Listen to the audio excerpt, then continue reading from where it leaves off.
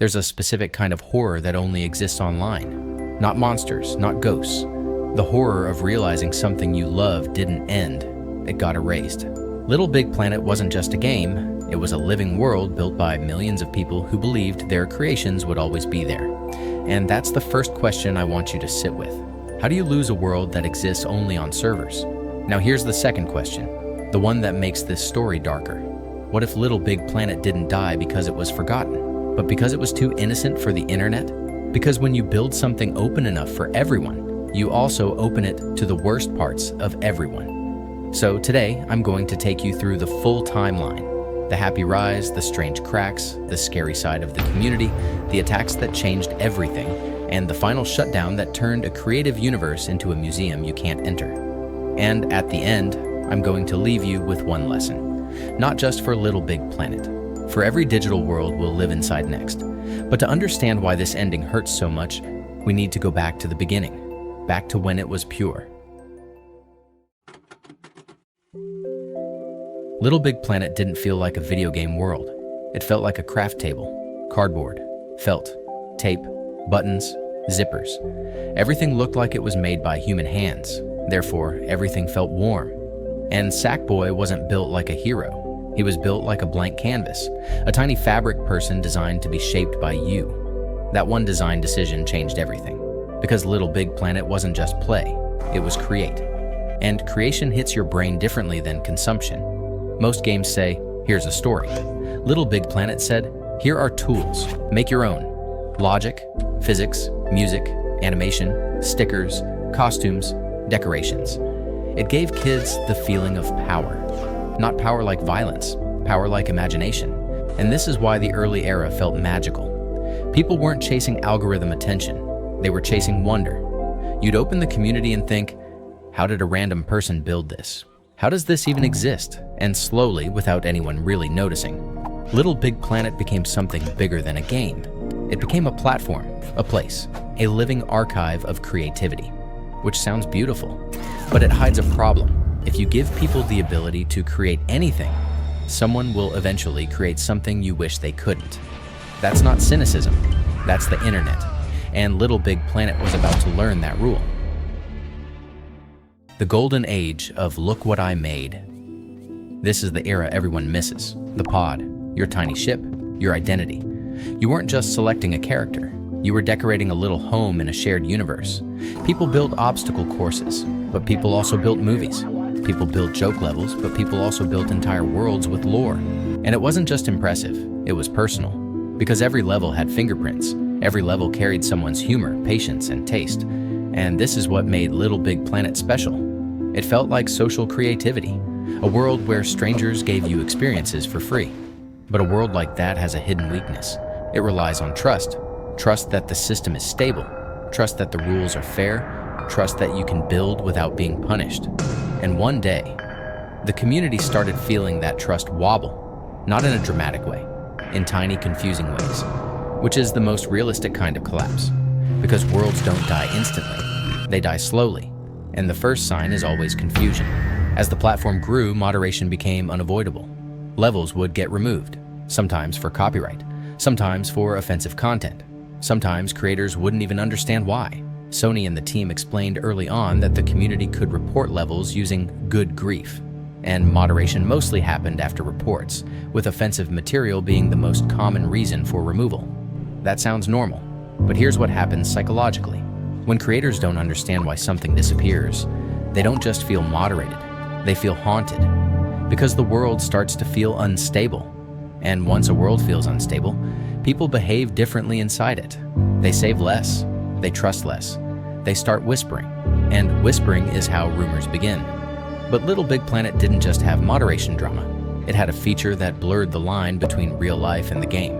A feature that was supposed to be cute and became unsettling the moment you thought about it for more than 5 seconds. The camera. Little Big Planet supported the PlayStation Eye camera, and the feature sounded adorable. You could take a picture of yourself or an object and turn it into a sticker, then paste it onto surfaces, into levels, onto costumes, into the world. This was like digital scrapbooking.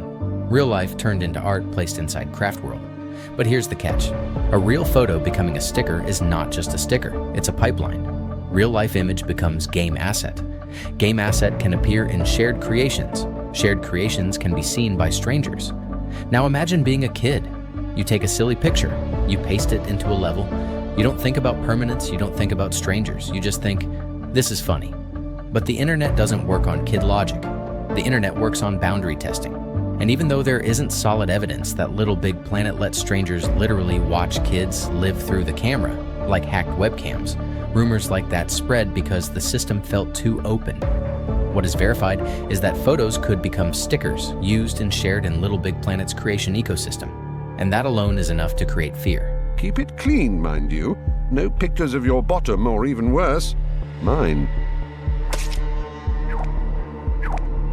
And once fear enters a cute world, the cute world changes. Because now the question becomes, if real images can enter this platform, what else can enter it? The answer is anything the tools allow. And the tools allowed a lot. Sometimes that was genius, but sometimes it was disturbing. And this is where the mood turns. Because horror inside a horror game is expected. But horror inside a toy world feels like corruption. The fear of stumbling into something that shouldn't exist in a world this innocent.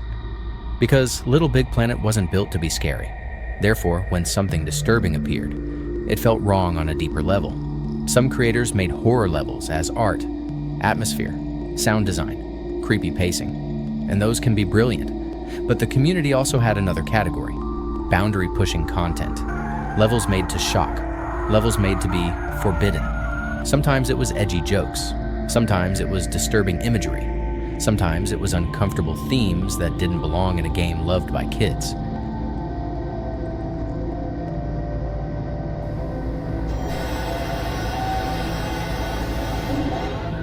And the platform's openness made it feel plausible that someone could hide almost anything behind cute textures and innocent music.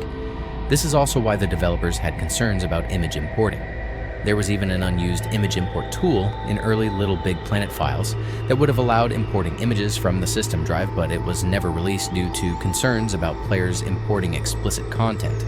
That detail matters, because it proves the team understood the danger.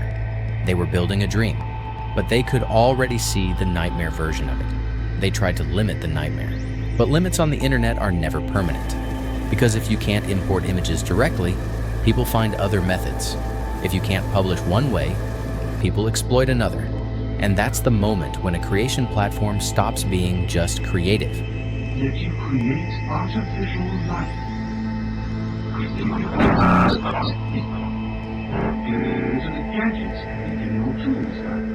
It becomes a battleground. And when a platform becomes a battleground, it becomes a target. That's the next step. The moment the internet doesn't just creep in, the moment it attacks. And here's the disturbing irony. LittleBigPlanet tried to limit image importing because of explicit content risk. But that limitation didn't erase the risk. It just changed how the risk showed up. Because on the internet, you don't remove chaos, you redirect it. And the community could feel that, which is why fear became part of the culture long before the servers died. Here's an internet rule. If people love a place, someone will try to break it. Not because it makes sense, because attention and chaos are currencies.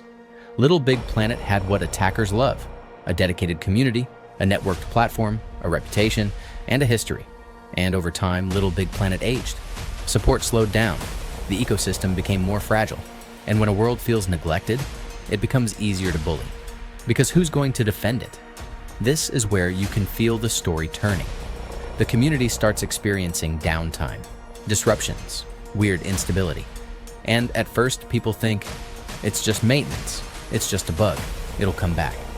But the truth was darker, because these weren't just random issues. There were sustained attacks on LittleBigPlanet's online services. And in 2021, the situation escalated to the point that Sony made a permanent decision. In 2021, after months of disruption and reports of attacks, Sony announced that the online servers for the PS3 LittleBigPlanet games and LittleBigPlanet PS Vita would be shut down permanently. Think about what that means for this specific franchise. This isn't Call of Duty losing matchmaking. LittleBigPlanet was a creation platform, so the shutdown wasn't just no multiplayer, It was losing access to massive parts of a creative archive. Years of community levels, years of culture, years of childhood. And here's the nightmare part. A lot of that content lived online. Not locally saved, not archived, just online. Which means the world didn't just become quieter, it became smaller. And the community realized something too late. They didn't own their world, they were borrowing it. Then LittleBigPlanet 3 on PS4 became the last major official hub still standing, the last door still open, the last chance. And that's where the community poured its hope. Because if that last door stays open, maybe the world survives. But now the attacks had proven something. This world could be disrupted, and the final act was just waiting. In January 2024, LittleBigPlanet 3's PS4 servers were taken offline due to technical issues. At first, it sounded temporary. Hope always starts as temporary. But later, PlayStation's official server status update made it clear.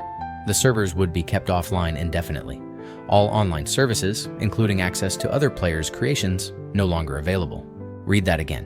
Access to other players' creations. That line is the heart of the tragedy. Because LittleBigPlanet without sharing is like a city without roads. You can still walk around your house, but you can't visit anyone else. And if you never downloaded the levels you loved, they're not just hard to access. They are effectively gone from official access. Because emotionally, this is not a shutdown. It's an evacuation. It's the moment everyone realizes the world they lived in is not coming back the same. And then comes the quiet aftermath, the saddest part. Because after chaos comes silence. And silence is what makes people rewatch videos like this, because silence feels real. Why does this hurt more than other game shutdowns? Because LittleBigPlanet didn't just contain developer content, it contained people. Kids who built levels at 2 a.m., creators who learned logic before they learned algebra, friends who made costumes as inside jokes, strangers who gave you experiences for free. This wasn't content, it was a culture, a digital childhood neighborhood. So when the servers stayed offline, it didn't feel like losing a game. It felt like losing a place, like a park being bulldozed. You can still remember where everything was, but you can't go there. And the worst part? So much of it was never properly preserved. Millions of levels existed, but not millions of backups, not millions of archives. Which means a lot of that creativity survives only as memory. And memory is fragile. That's the line that breaks people quietly. Because you realize something terrifying. We are building entire civilizations online that can vanish overnight. So what was LittleBigPlanet? It was proof that creativity can be social, proof that a game can teach imagination, proof that ordinary people can build extraordinary things. But it was also a warning, because with good comes evil. Not as a moral message, as a system rule. If you build a world open enough for everyone, you also open it enough for the worst behavior to slip in. And here's what I want you to take from this. Not just about LittleBigPlanet, about every digital world you care about. If something matters to you, do not assume the internet will keep it forever. Companies move on, servers shut down, platforms change, but people can preserve things. So save your art, save your creations, save your memories. Because worlds don't disappear when servers go offline. Worlds disappear when nobody remembers them. And maybe that's the real LittleBigPlanet lesson. Not just create. Create, therefore protect what you create. Because the best worlds aren't the ones that last the longest. They're the ones that made you want to build it all. Sackboy was a blank canvas, but the internet loves to draw on blank canvases. Sometimes with art, sometimes with vandalism. And if you lived through it, you know exactly what I mean.